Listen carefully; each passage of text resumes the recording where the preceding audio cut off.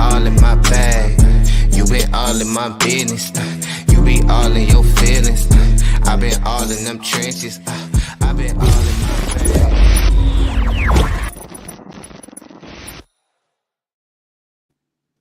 Yes, guys, I'm Sai. This is Ace Podcast Nation, and this is the home of Keeping It Real with Andrew Thompson. After a hiatus, a long hiatus, the boys are back together. Very, very, very, very happy to say we're going to do a quick fire show tonight. We're going to talk about who's behind the mask in AEW, and we're going to talk about Full Gear, do some predictions, get us back into the swing of things.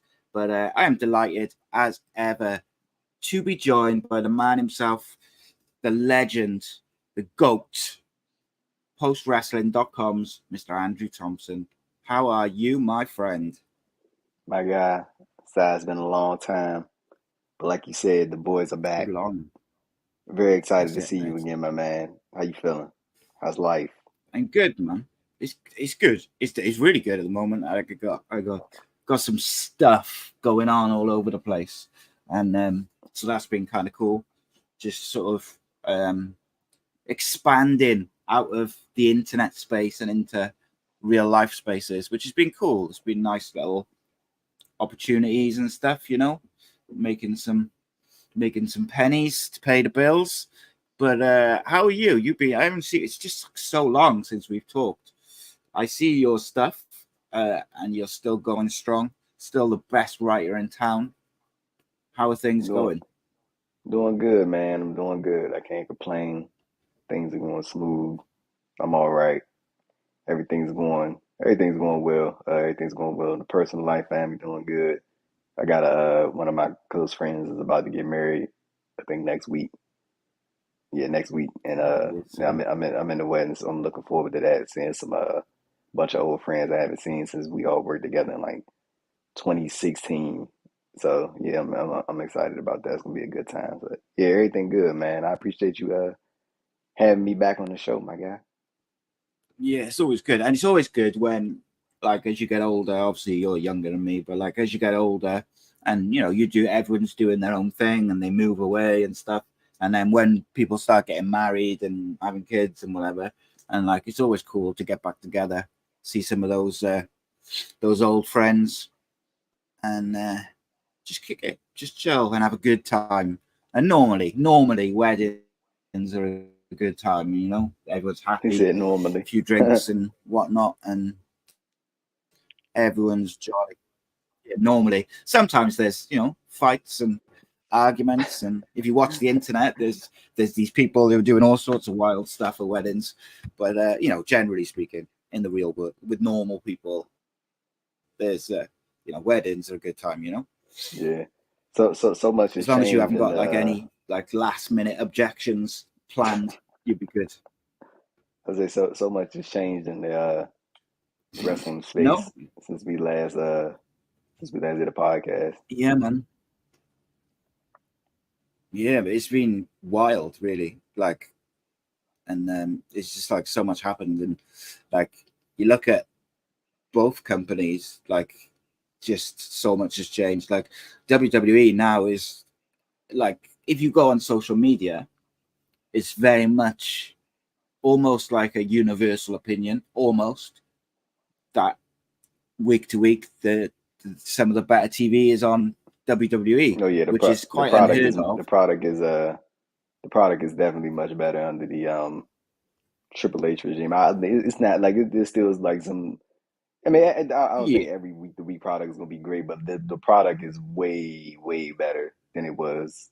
You know, when and the Vinny old man Vince was you know, when he was running the show, and of course did we do a podcast when the Vince allegations first came out last summer? Were we still doing, or was the break before that? I think we just took a break just before that. So I was looking earlier. The last one we kind of did was when just before Forbidden Door, so it was like real long time. Oh, and that was like right before that happened too. Yeah, he did like a one-off appearance, or he was on SmackDown or something, which was a bit out of the blue. I think it might have even been when the allegations came out, and he just turned up, didn't he, on SmackDown, really defiant. But yeah, look, glad to see the back of him. I've got to be honest. And I feel like the guys at what's it called, Knockout or whatever the Endeavor, called. TKO. Yeah. I feel like they were quite clever in the way they've gone about business. They got the company, absorbed it, got Vince on board. He thought he was going to be back in where he was previously, and they've now they're quietly getting rid of him, and Triple H is sitting pretty. I think if you'd have asked Triple H, like, he just wanted to be in charge of creative. I get that feeling. Like, I don't think he's too bothered about being the, like the owner of the WWE or like the CEO. I think it was the creative side that seems to interest him. And obviously he had his own health issues, which meant maybe his, the way he looked at things might have changed as well. But there's no doubt that WWE creatively and week to week and on TV is better with Triple H at the top. I don't think that's like a controversial statement, No, not at all. What do you make of AEW though, mate? Like, obviously CM Punk came and went, and as we'll discuss in a minute, some people think that he might come back, but like, that was wild, wasn't it? Like, like when you look at it, I rewatched his first night back at first night in AEW, like, that was such a cool TV show, such a cool event. The reaction of the crowd, his, like, he was emotional, like a genuine reaction. He was back in wrestling. It was difficult, even if you're not a fan of CM Punk. I think that evening was, it was special, and it kind of went tits up real quick, Let's see, Punk's his run in AEW, man. It like you said, it came and gone real quick. I think a lot of people, especially in that first stretch, would just like, this is something that's probably going to last. I mean, not thinking it was going to be a short run, but definitely just excited about the possibilities over the next few years of what could be. And then, of course, with the benefit of hindsight, none of us realized how quickly that run would be over. And then, of course, Punk had the torn triceps at All Out 2022. Then he was out until June of the following year. And then they established the Collision show, which he was the centerpiece of. And then, all the reports came out about, certain people not being allowed at shows, and Punk having a certain amount of power, and, that whole ordeal right there. And then, of course, when he got formally fired from AEW the weekend of All Out, one thing I will say is I give Tony Khan credit on that, because he got some balls doing that, firing him on the week, a few days before All Out in Chicago as well, and then going out in front of that crowd and taking that, so your talent won't have to face the backlash. You know what I'm saying? Like, he get a lot of backlash, and sometimes he do a lot of, I mean, not corny stuff, but like more so, just when he was doing the tweets, doing the head to head, I thought it was funny. But like, I'm talking about like when he kept going, like, after they lost, I'm like, dude, just let it go. It's over, bro. It's over. Like that. I mean, it's fun to like talk about and all that stuff. But I'm pretty sure like nobody really gave a shit like after like 3 or 4 days, and he was like, you could tell he was like bothered by it. But other than that stuff, like, you got to give him props for that, because he could have easily stayed in the shadows and let his talent get with that. And the comment about like he feared for his life, I was like, that was funny. But then none of us really know. Again, but that's the other side of it. Nobody really knows why he felt like that. You know what I'm saying? So there you go. It's wild, mate. Honestly, it was a wild ride, CM Punk and AEW, and as I mentioned, it was fun. Yeah, it was fun, and like when he came in, I was personally of the opinion of like, I'm just going to try and enjoy this, because you don't know if it's going to be 6 months, a year, 2 years, 5 years. So let's just enjoy it for what it is. We all know he's a bit prickly and a bit, he's an asshole, bro. He's a guy, isn't he? He's a guy. But that's what makes him though, bro. That's what makes him 100%. Hey, Si, let me ask you this. Go I wanted to ask you, is it funny to you how he is literally right back in the same position that he was pre AEW with the CM Punk Yeah, chance and everybody is yeah, the it's wild, mate. And like the other thing is that which I was going to say then is really interesting to me is like in WWE, he was like the anti company guy, and authority. then Yeah. and then it kind of went full circle where he was the authority who was being a bit petty and keeping people out the building and all these little things. And look, there's two sides to every story, of course, Yeah, yeah, but like it would the roles almost reversed, and then like it is what it is. And like, look, there's people now who are saying if he was revealed as the person behind that mask, it would be the greatest work in history, which we'll discuss in a minute. But before we get there, I wanted to ask you the one thing which has happened, which I've really enjoyed in the time that we've been away, is an MJF full babyface run. hmm I've really enjoyed it, and I think I'm in the minority. I actually really hope they don't turn Adam Cole against MJF. I hope they keep them as a as a duo for a bit, even just a bit longer, because I think it's almost like. And look, sometimes what's predictable is good, and I think New Japan, when Kenny Omega and that was there years ago, was a very good example of just because the outcome of the story is predictable, it doesn't make it bad. Like you don't have to swerve the audience to, just for the sake of it. But just from a personal point of view, I find MJF and Adam Cole together very, very entertaining. And I think everybody's expecting it to be Adam Cole who turns on him. And I quite like that there's always like an undercurrent of, and then you get the odd tease, and I would keep it going. But just tell me in very quickly, like, how do you think MJF as a babyface has worked?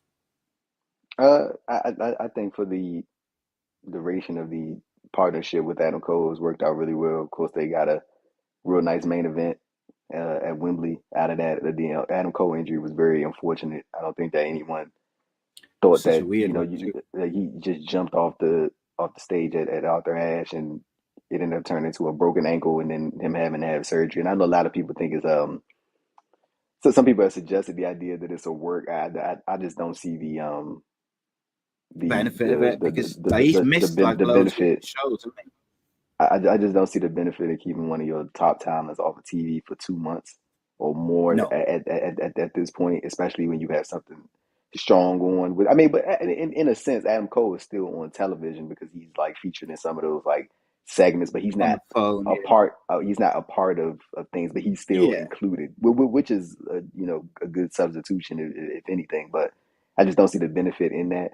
of Like in course terms of not. like who the person behind the devil mask might be, I think that if but I don't think that there is a shot in hell that CM Punk is the person under that devil mask. Like I think that some the most drastic shit in the world would have to happen in order for him to be back after you get like he got fired, bro. You know what I'm saying? They publicly announced it that his employee and his wrestler contracts were terminated, and Tony Khan went public saying that he feared for his life because something happened with him and CM Punk in that ordeal. And then on top of that, Jack Perry is still employed by the company. So I really do not think that CM Punk is coming back to AEW at all, unless the most wild shit in the world just happens and hell freezes over, and there we go. Then he'll be back. But where we stand right now, he's not. I don't think he's coming back. But in Do terms you of think who it might Do you be, think Survivor Series? Just in one word, do you think CM Punk will be at Survivor Series? no, I don't think he's trolling too much. I don't think he's gonna be there. If he was really showing up at Survivor Series, I don't think he would be as active on social media as he is and doing the stuff on his MMA commentary, like having fun with it. And stuff. I just think he's just having fun because he knows it's gonna get people riled up. I think the big surprise at Survivor Series probably gonna be like Randy Orton or some shit like that. I, Yeah, I yeah. don't I don't I don't think that it'll be Punk. I will say this. I would not be surprised if Punk is back in WWE for WrestleMania season. Would not be surprised at Yeah. all. If he comes back around like February, March, and they try to do something like honestly, I know Seth Rollins has been like really um adamant about getting a main event spot at WrestleMania. Like he's been talking about that for a real long time. Like he wants the final match. And I mean, hey, if you want a final match at WrestleMania, what better way to get it than to try to entice CM Punk to come back to WWE and get it? So there you go. That's an option for him right there. But as far as Punk coming back in Survivor Series, no, I don't think he's going to be there. Like, especially considering WWE has went out of their way to tell media that he's not going to be there. I Yeah. don't think that they would really give a shit to do that. But in this case, I think that they are very well aware of how big of a star CM Punk is and how big his name is, and you don't want people going into your show having these expectations of what might happen.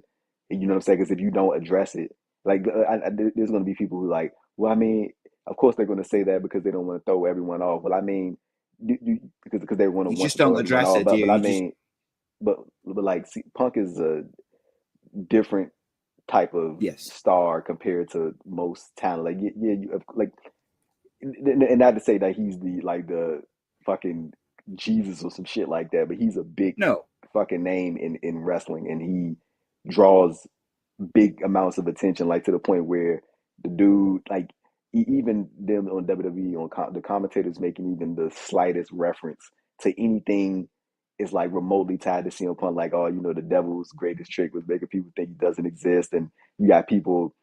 Jimmy Uso had cut a promo on SmackDown, and it was the 4 stars like on the wall behind him, and it's the same 4 stars that Punk wears on his trunks. And you know what I'm saying? Like just Yeah, small yeah. stuff like People are anything looking for it, aren't they? remote that they looking for it. So if I was in that position, I would want to shut that down too, because you don't want to get to Survivor Series in this man's hometown, and you got people expecting something at the end of this show. Like maybe there's like a stare down or certain individuals in the ring, or maybe there's an issue between X, Y, and Z, and people are waiting or expecting. I promise you, like I want you to watch. I hope we do a podcast out of Survivor Series. I promise you, there's going to be a point in that show, right, where there's going to be like a face to face or whatever's going to happen, and all you are going to Something. see from the hard cam is people with their phones facing the entranceway. I'm telling you, bro, it's going to be just like that. Somebody's going to be waiting for something. That's why you got to shut stuff like that down early, because Punk is like a different like level of name in terms of superstardom. So yeah, it's just Yeah, for sure. it's a good move to shut it down. But no, I don't think he's going to be a Survivor Series. Do I think he's going to be in Cool. WWE in 2024? I would not be surprised if he is. Yeah, I think the way they could entice him there is to offer him the main event at WrestleMania versus Seth Rollins. I I think that wouldn't give him gets him that there. shit. I'm not I giving him wouldn't that either. shit. I wouldn't. But I'm that, not, I'm like, not giving him that shit. No, that is from their point of view. the thing is, bro, like they don't need CM Punk. No, I don't think they They do they either. they don't need him. Like they selling out venues on a week to week basis. They doing well on the on screen product wise. Like they don't. CM Punk isn't a necessity for WWE right now. Now the thing is, would it most definitely help and just increase overall popularity for the product? Of course, if you have CM Punk on your brand. I honestly, but I think the best way to use him, and this is how I would use him, I would put him on that part time schedule, like Royal Rumble, Yeah. SummerSlam, Survivor Series, Mania, and then the rest of the home you can go. Because I think that the more you have them around, like it's like you. So when you were younger, you ever had that friend, right, who would come over your house with your, what I'm saying, y'all kick it, and then after a while, you'd be like, I'm ready for you to go the fuck home. You know what I'm saying? Yeah. Like it's like that. Like, yeah, you come kick it, Yeah. and you fun for the time being, but yeah, it might be time for you to go. But I see you next But, time. You know what and I'm saying? there's also that friend where you might go out with all your friends for a night out, and there's always one guy who you've got to like keep an eye on at all times, because if you don't, he's like You gonna start some arguing with shit. someone or starting some shit.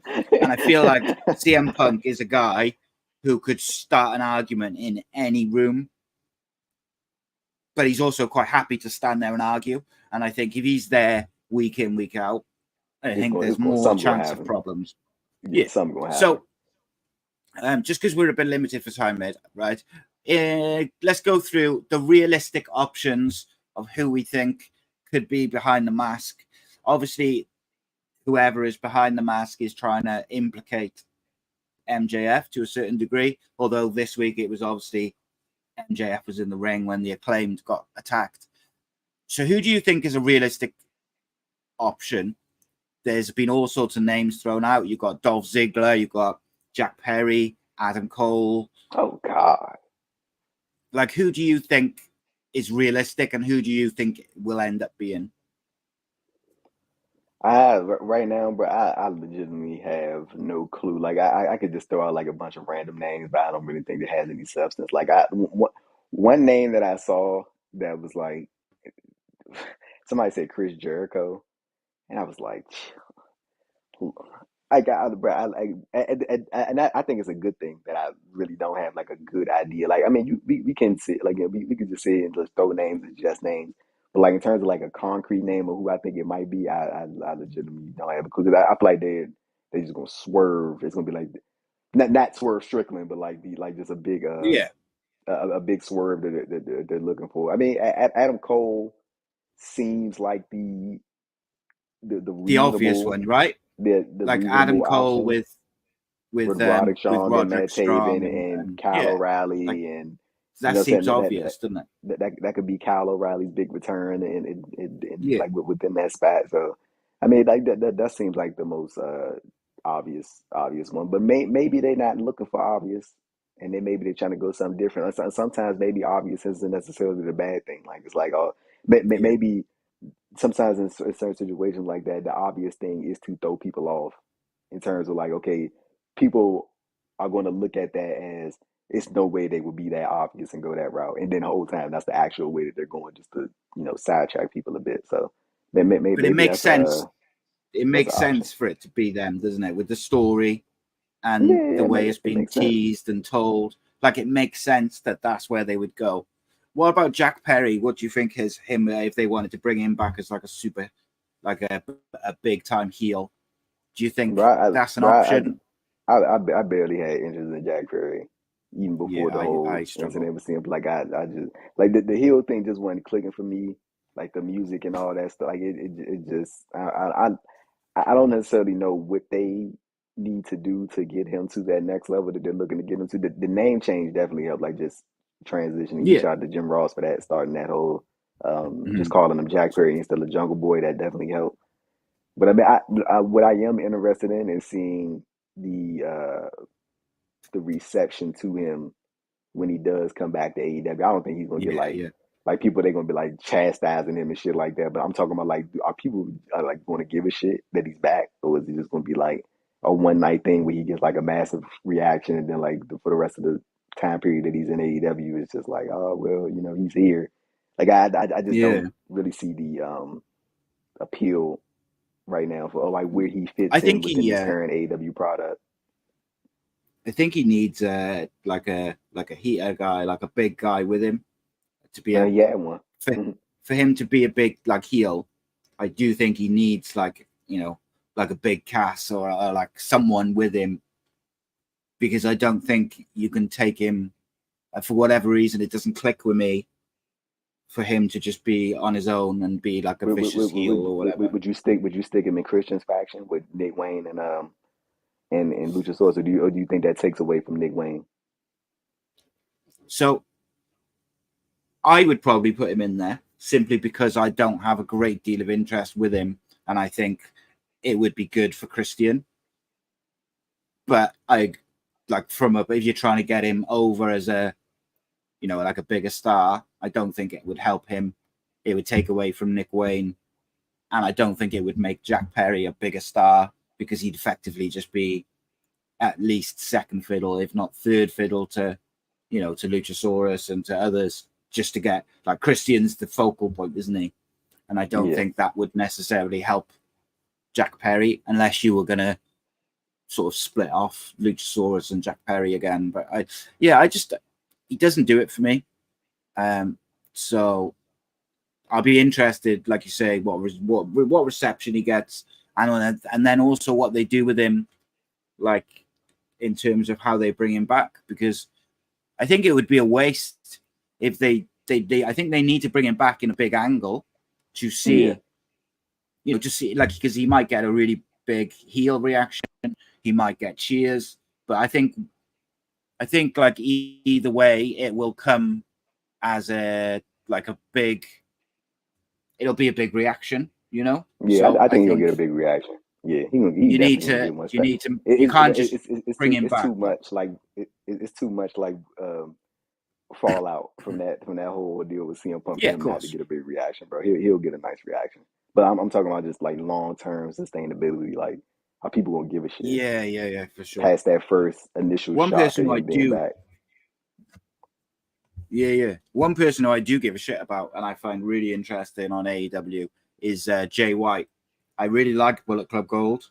I think they've done a good job with the guns because I did not give flying shit about them a year ago, but now I do. I find them entertaining. I find Bullet Club Gold good. Jay White's good. So they've done a good job with that because before that, I really had no time for the guns. Is there any chance, we'll go through the card a bit now, any chance that MJF drops the title to Jay White? Hell no, I don't think he's losing to Jay White. I think they. And I mean, Jay White. This is like I've always enjoyed. I know that there's some people that haven't been like a big fan of it. He's even dating back to just his time as on top in New Japan. I've always liked Jay White as a wrestler. I think he's a very solid world champion type wrestler, yeah, and he can get it done in the ring. And then on top of that, of course, his main skill is on the microphone. I think that this is like him holding the belt. Like there's been parts that I've enjoyed of him having the championship, like the AEW World Title.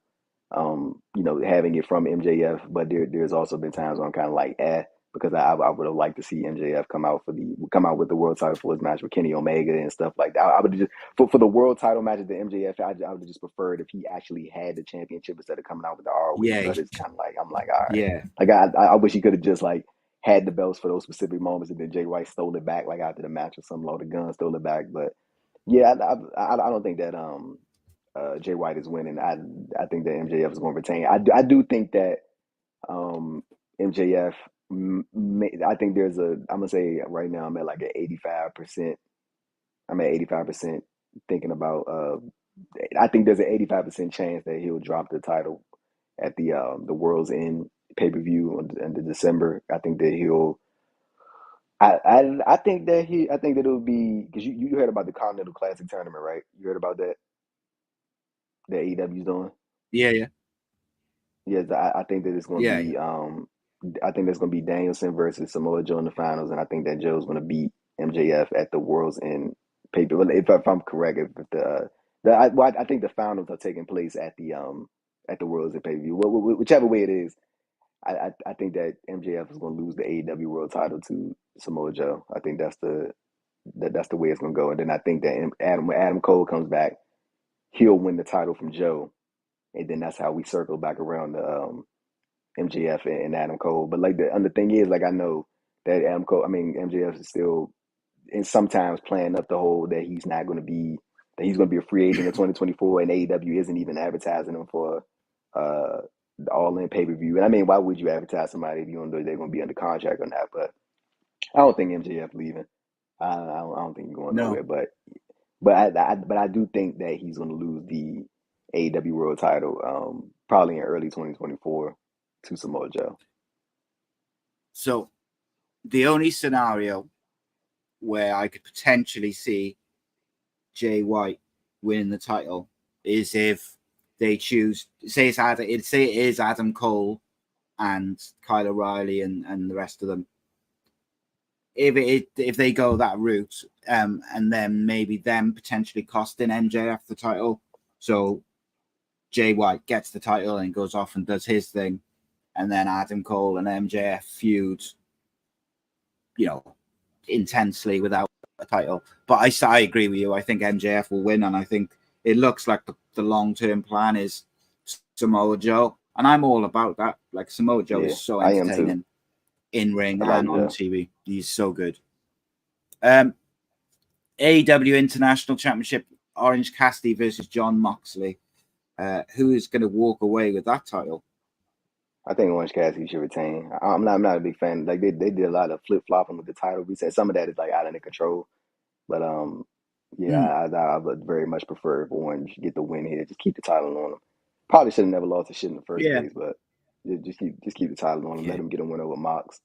Mox is like so fucking like stapled into AEW right now. Like I think Mox could probably go like on fucking 4-match losing streak and people wouldn't give a shit. Like I'm talking like not in terms of Yeah. not in terms of people won't care him, but I'm talking about like he's just so like over and like so entrenched in that product that Mox is like solidified. Like he's a fucking like dude, he for what he's done for his career over the past 4 years or 5 years, however long it's been, and then on top of that, his work on the Indies, him being in New Japan, like you know, and then on top of that, what's the name? Mox is gonna be in the triple threat match for the New Japan Championship at Wrestle Kingdom. I wouldn't be surprised if he was the first person to win that title. I mean, I think it was probably gonna go to David Finlay if anything, and then on top of that, Will Ospreay is supposed to be a free agent in February, so I wouldn't be surprised if it's either Finlay or Mox that wins that title. But yeah, in terms of Orange Cassidy versus Mox and Full, yeah, I think that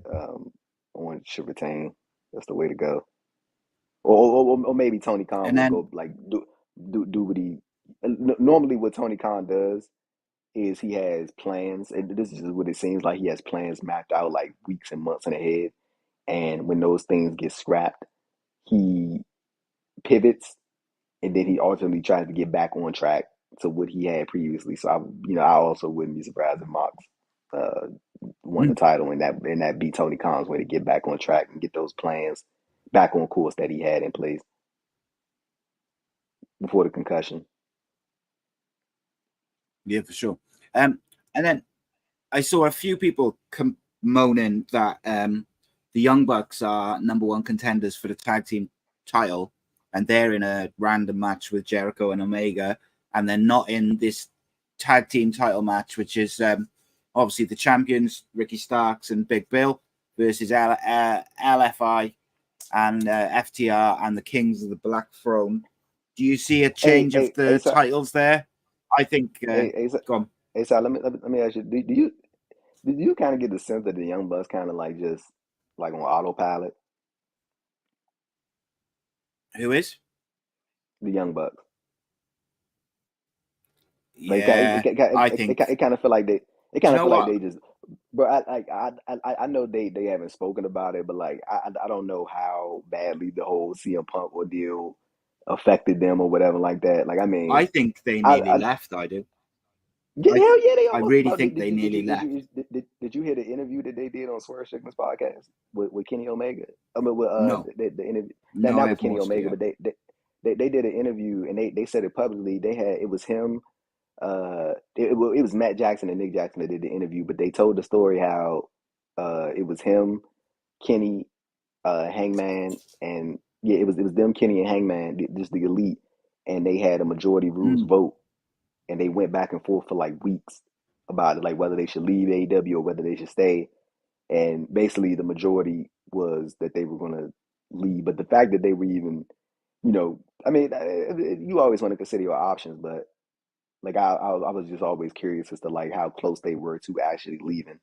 I mean, you would Yeah, think that the schedule would have a lot to do with that because I mean, I had recently heard this from my guy Josh Nason at FOW Online. He made a good point about it about you know them going from that schedule that they had with AEW to I'm sure going to WWE and having the weekly, being on the road and hitting the live events. I'm pretty sure that's not as attractive especially going from what you're doing now and then having the free time to spend time with your family. I'm pretty sure that's not as attractive, but just for me, bro, it just seemed like the Young Bucks just kind of been like there, like yeah, it don't even think it's a thing where I want to be here.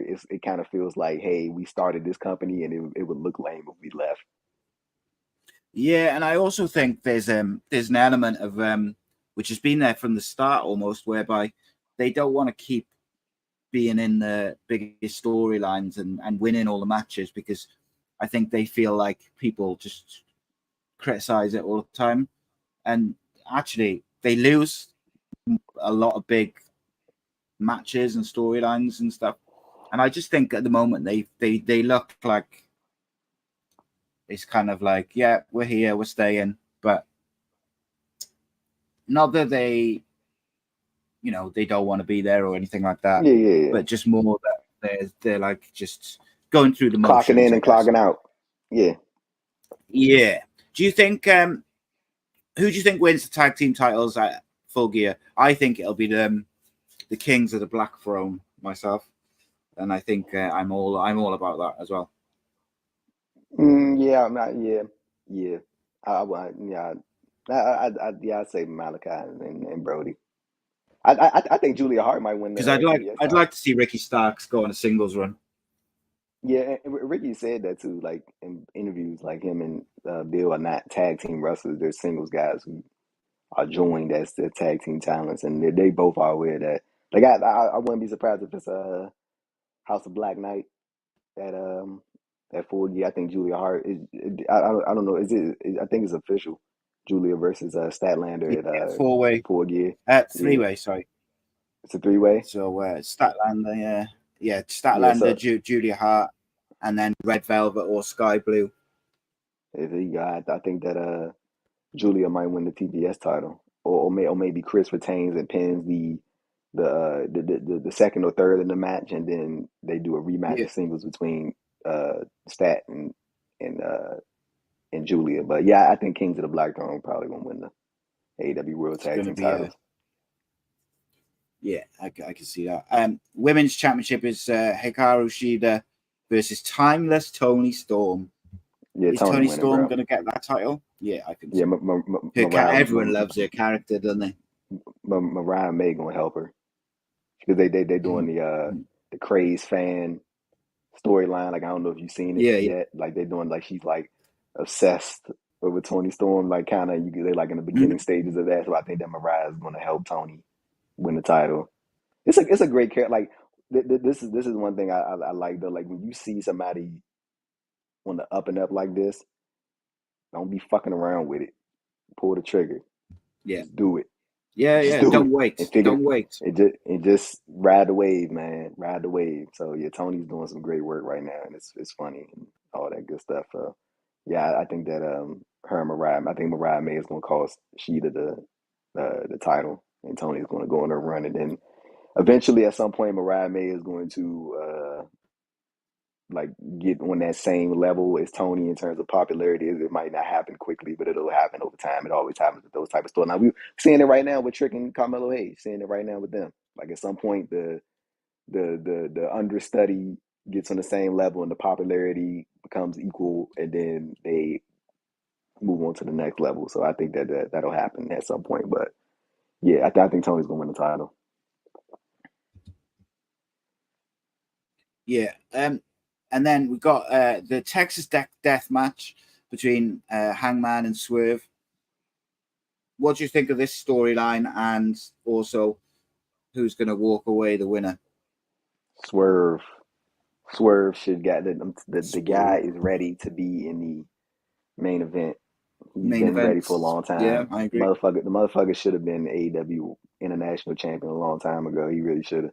But I think that he's ready for the main event spot, and I think that it would be best for Swerve to get the win. I don't really think doing the start and stop thing, like giving Hangman a win just to even it out, or try to continue it. I think that Swerve needs to go up 2-0 on. He needs to go up in singles match. He needs to go up 2 on Hangman. So I'm looking forward to that. Hopefully that's the move they make. Yeah, I agree. I think that's what they should do. And then we've got Sting, Darby Allin, and Adam Copeland versus Christian Cage, Luchasaurus, and Nick Wayne. Surely Team Sting is winning that, isn't it? I don't think so. I think Christian and Luchasaurus and Nick Wayne gonna win. I think Nick Wayne gonna pin Darby. Okay. Any heel turns in there? No. Do you think? Unless you're gonna think Ric Flair gonna get in there. Yeah. Fucking Ric Flair. I don't know why the fuck they signed him. I don't get that at all. Yeah, they're so stupid. Do you think when we get closer to Sting's last match, do you think they'll do a feud between Darby and Sting where Darby turns on him? No, I don't think he's gonna turn. I don't think he's gonna turn on him, but I think they're gonna do a singles match at some point. But I don't think that'll be his last match. But I think that at some point we'll get a Darby Sting singles match, and it'll be like just competitive fun. It You don't need to do a heel turn to get some shit like that done. They motherfuckers been on TV together since No. 2020. You know what I'm saying? Like Yeah. the story is there. You don't need to have anybody turn on anybody. Like you can just do the 1-on-1 and then everything kumbaya, and then they'll team up for one last run and whatever. Yeah, for sure. I wouldn't mind seeing. Well, nah, I mean, I don't think they need the AEW World Tag Titles, but I wouldn't be like upset if they got into like a program and got the challenge for the belts. I don't think they need the belts, but I don't think it would be bad if Sting and Darby went like after the titles. Kenny Omega and Chris Jericho versus the Young Bucks. This is just a weird thing. I think Omega and Jericho are winning. Yeah, it's such a weird thing. Like, I really like the Elite as a group, and I normally enjoy their stuff, but I just don't see I don't find it to be. I'm always finding it difficult to buy into the fact that Kenny Omega would side with Chris Jericho over the Young Bucks. Like, it doesn't make sense to me. So it's taking me out of it a lot. And well, yeah, I about to say in kind of fairness, like in terms of like how they building it, it's not necessarily like that he's choosing to side with Jericho over them, but it's more so of he's like just caught in that position, and the Young Bucks feel like he's choosing Jericho over him, but he's not really doing that. They kind of they kind of put him in a weird position where it's like, oh, basically, why fuck you then, since you want to team with him, and it's not necessarily that he's choosing to do that. Jericho just so happened to be in the same predicament going up against Don Callis. And then what really like don't add up. Bro, AEW, they did not fucking promote Jericho's match with Takeshita at DDT Ultimate Party at all. And that was like a really good match. Like I was fucking surprised like how good that match was. Like and fucking Takeshita, that dude is a beast. And they shook hands after the match. And that was it. Jericho and Takeshita. They shook hands in the middle of the ring. Shook hands. And I was like, they like feuding on AEW. Yeah. So I'm like, how the fuck does that like there was no like post match angle, like dude, like literally they had a 20-minute match. It was like really good. Like I'm talking like if you get a chance to watch, like you would be like genuinely surprised. Like not surprised. I mean they, Takeshita, but like you would Jericho still go out there and deliver good matches, but it just surprised me like how good the match was. Like I was like, wow, that was like really good. And after the match, they shook hands. And there was no like stare down post match angle. Like, dude, they literally shook hands and then Jericho left the ring. Like that was it. Do you think there's any way that Jericho and I was joins? like, what the fuck? I was like, what the fuck? You know what I'm saying? Like, what the fuck was, What the fuck but was I that mean, about? No, because it's not that it's a bad thing, but it was just like they're feuding on AEW TV. Yeah, it was like, weird. Did you not think people like jarring. watch DDT and shit like that? You know what I'm saying? Like not connected to that, But I think that was more so on, like, I guess on AEW's end for not, addressing this fucking big match that was the semi-main event of the DDT Ultimate Party. So yeah, there you go. There's that. But what you about to say? Do you think Jericho might join the Don Callis family? I think he should have in the first place, but do you think he will now? I don't know, but I'm kind of over Jericho being in factions. He's been in a lot of fucking factions. I feel like it's just ride solo for a little bit. And then lastly, MJF and someone will defend the ROH tag team titles against the Guns. I think the Guns are going to win, but who do you think? Who do you think will be the partner for MJF? Do you think it's Joe and he screws him? Because Samoa Joe's not on this card, so he's got to be there somewhere. They'll be on the show in some fashion. So I think the way they've set it up with the Acclaimed being thrown through the glass, that it'll be Samoa Joe versus MJF, and then maybe Samoa Joe screws him or walks out or something, or attacks him and injures him, and then the Guns win. I think that's most likely because I can't really see anyone else who fits to be his partner. Yeah, I mean, I definitely could see that. I could see that being like a point of desperation in the babyface MJF character where he's like, I ain't got nobody else to count on, and then the moment that he finally decides to trust somebody other than Adam Cole, he gets fucked over by Samoa Joe. Yeah, so like, I think that'd be a nice ripple in this character. I wouldn't be mad if Warlow fucked him over. Like not Warlow be his partner, but Warlow just cost him the match. Would not be mad at that at all. You want to know what's funny? I actually, this is the most interested I've been in Warlord in such a long time. I'm like, well, do you know, I quite like I like the storyline where there's like 5 or 6 guys all after MJF, because that makes sense, because he's got the top title. The motherfucker done burned, so he everyone, done fucked over most of these people. and he's burned all these bridges. He's pissed everybody off. He's been a dick to everybody. So of course they all want his. Warlord has the best case out of anybody. Yeah, of course, absolutely. That's why it's good. But yeah, like you said, more interested in Wardlow than I was before, because I wasn't. So it's cool. It looks like it could be a good show. Like, it's very rare that AEW puts on a bad pay-per-view, but I do feel like they need a little injection of momentum. Some of their shows recently have been just like, okay, decent, but just decent, not great, not bad, just I just watched that for an hour or 2 hours, and you ain't really missing shit. I'd like to see them I'd like to see them kick on and really do something with some of these guys now, and get a bit of momentum. And coming out with a pay-per-view, that's the time to do it, isn't it? Is to get those kind of moments and the momentum for the characters, whether it's Tony Storm getting the title or the Kings of the Black Throne getting the tag titles, whether it's the Devil being revealed and MJF attacking MJF. Like, they need these next steps to push things on, I guess. So unfortunately, my friend, I have to go, because I've got to go and pick my son up. But it's been an absolute pleasure to have you back on, and we should do something next week at some point, talk about Full Gear, see how good or bad our predictions were, see what's been revealed, see what's happening, and then obviously we could do a Survivor Series preview as well at the same time. If you're free, then we shall get that done next week, isn't it? Yes, sir. Just let me know. I will answer the call. Answer the call like a superhero.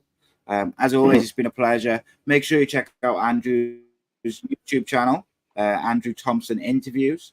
Make sure you follow him on social media at @ADThompson __, and check out his stuff on Post Wrestling. He's still doing wrestling news roundups with Andrew Thompson. I appreciate the love, my guy. Let me tell you. I appreciate the love, man. It's always good talking to you, and thanks for having me on the podcast. It's an absolute pleasure. Take care. God bless. Be good.